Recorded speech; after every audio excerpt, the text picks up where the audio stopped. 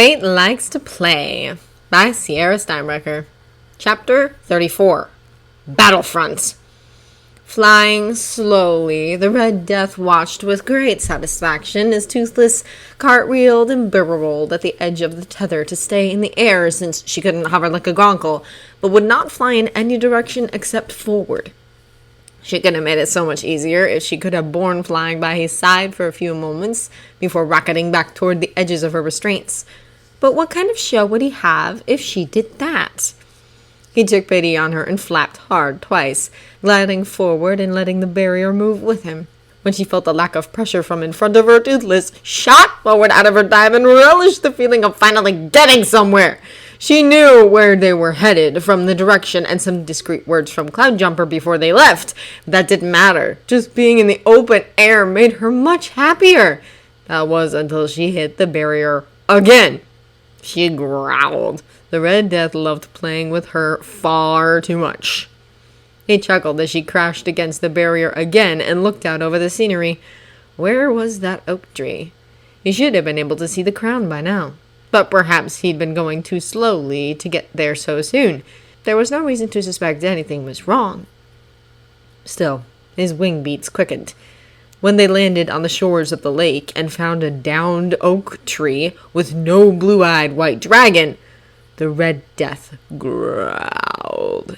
The beast had finally broken free, it seemed. But how had the tree fallen with no great storms?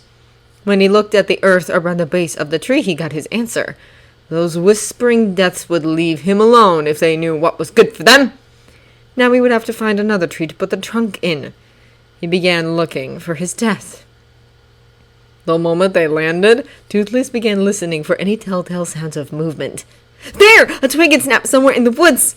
She looked over at the bigger dragon, mumbling under his breath and not paying attention to her at all, before slipping into the forest, following the sounds. Please let it be Hiccup.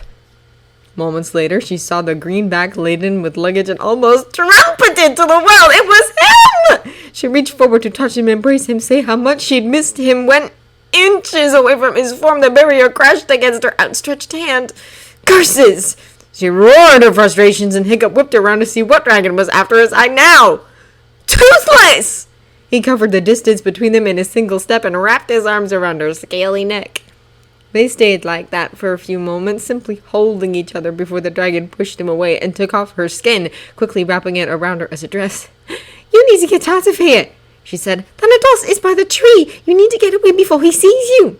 Great, he replied, startling her. I have the coal. I can take him down now. A roar from the clearing indicated that he was right and that the Red Death had just found that out. But Toothless still smiled.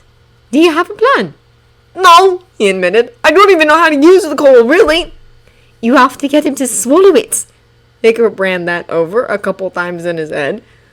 Okay. To do that, he'd have to open his mouth. Wait, did he have to be in dragon or human form for this to work? He asked Toothless. He has to be in dragon form. That way the coal can light up his fire holes and set all the gas in his body on fire, making him explode from the inside out. But how are we going to even get in there? Well, first, you're going to change back into a dragon, and I'm going to get him mad. Once he opens his mouth to fire at us, in goes the coal. She shook her head. You'll never get close enough. He smiled. I don't need to. And he unhooked his bow. A roar sounded through the clearing. Toothless covered her ears, but the pull of the Red Death's summoning spell was already taking effect.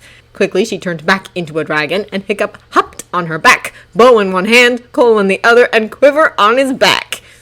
He drew an arrow and jammed the coal onto the end. Let's go! The Red Death scoured the beach, flinging the sand in all directions under his huge feet in an effort to find the coal. How had this happened? No one should have been able to crack that stone, let alone get past all the other protections he'd had in place. He called Toothless back with a roar, planning to make her help him in his search of the missing ember. He was Thanatos, Lord of Death. He had gone through too much to attain this level of invincibility to give up now. He had slaughtered the king of now his castle and used his staff to plunder the neighboring kingdoms. Only the domain of the Haddock family had remained untouched by his onslaught. He grinned to himself at that thought. Once he had his coal securely hidden away again, perhaps he would visit that kingdom. They'd grown wealthy in the years since his rise to power. Perhaps they would be worth plundering now. But first he had to find that blasted coal!